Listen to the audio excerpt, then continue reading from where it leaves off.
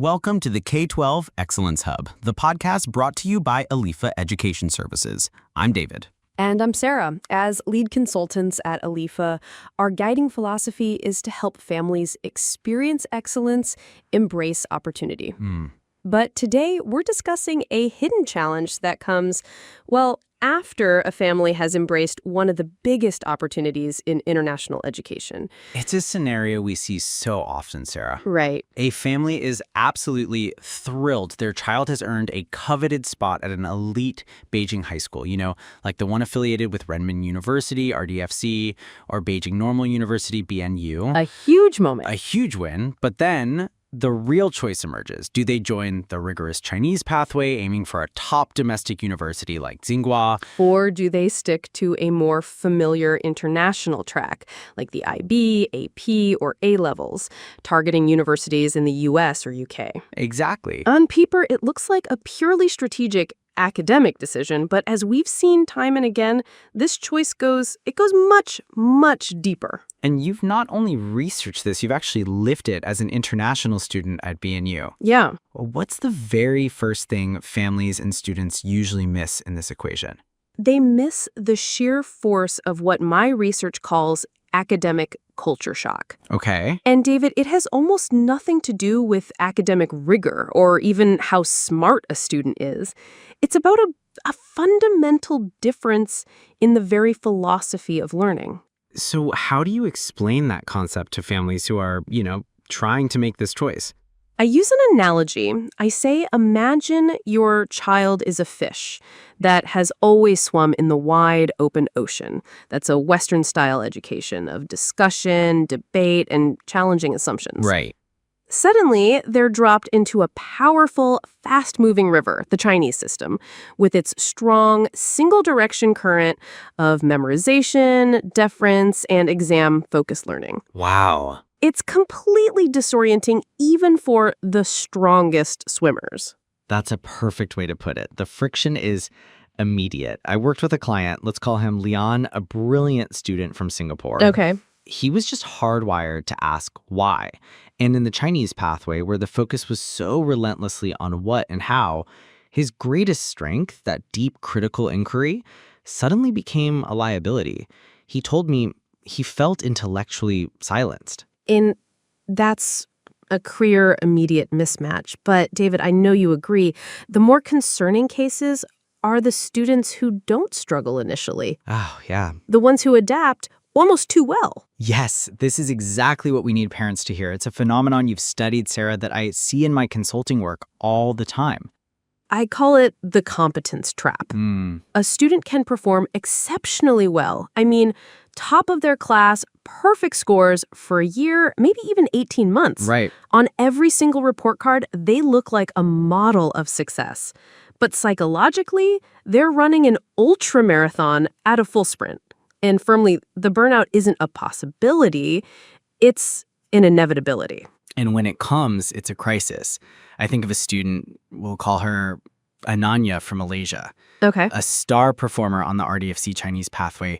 Her parents were so incredibly proud. And then one day she walked into my office and said something that I will never forget. She said, "I feel like I'm disappearing as a person."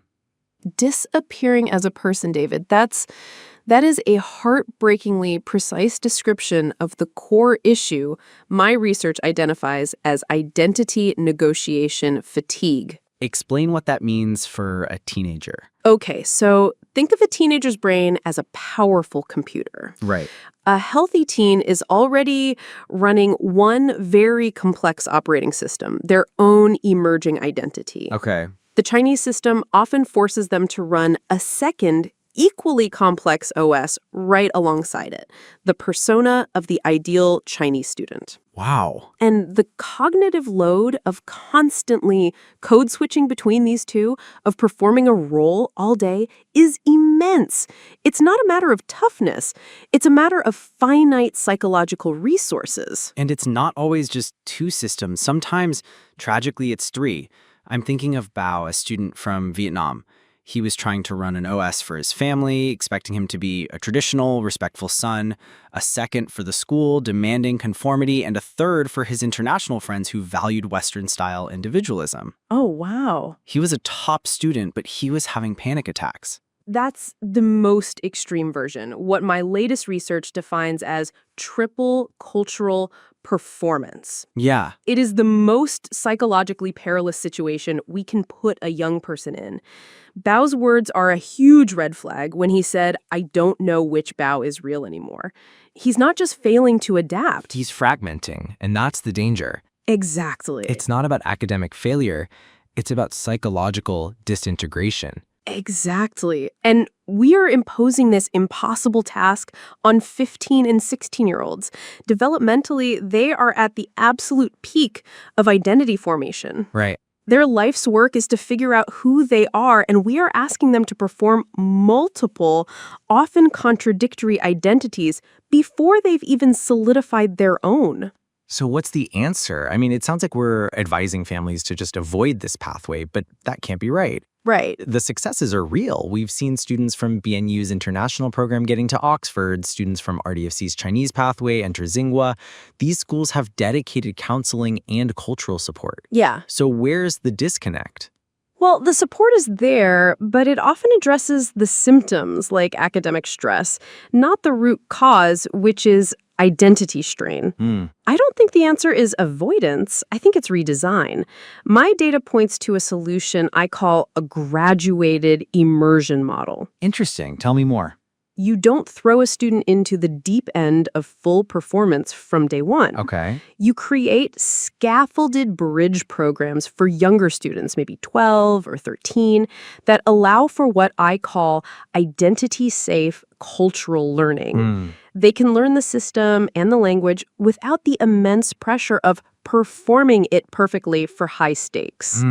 That's a revolutionary idea, but it requires a massive mindset shift from parents who are, let's be honest, often chasing the fastest route to a prestigious university. Right. So for a family facing this choice right now, what practical advice can we offer? Okay, first, assess your child's learning style with radical honesty. Do they genuinely thrive on debate and open-ended projects? Or do they find comfort in structured instruction and clear goals? Good point. Second, gauge their psychological flexibility. Ask them, how do you feel when you have to act very differently for different groups of friends? Their answer and how they describe that feeling is very telling. And I'd add, talk to the schools, but go beyond the surface questions. Don't just ask about university placement rates. Yes. Ask them, what is your specific protocol when a high-achieving student reports feeling overwhelmed or burnt out? Ask them, how do you support students who are struggling with cultural adaptation, not just academics? Their answers will reveal a lot about their priorities. Yes, and for parents already there, watch for the subtle signs of burnout. Is your once social child becoming withdrawn? Right. Are they abandoning hobbies they once loved for extra study time without you prompting them? These are red flags that can't be ignored, even if their grades are perfect. Some summary, this all comes down to a family redefining what success means for them. It's not just about the name of the university on a diploma. Exactly. It's about ensuring your child graduates with a strong and integrated sense of self, not just a strong transcript. Which leaves us and our listeners at the K-12 Excellence Hub with a final crucial question to consider as you navigate your own educational journey. Now, here's a question we'd like you to think about. In our global pursuit of the best opportunities for our children, how do we measure the true cost of prestige? And where do we draw the line between building character and breaking it?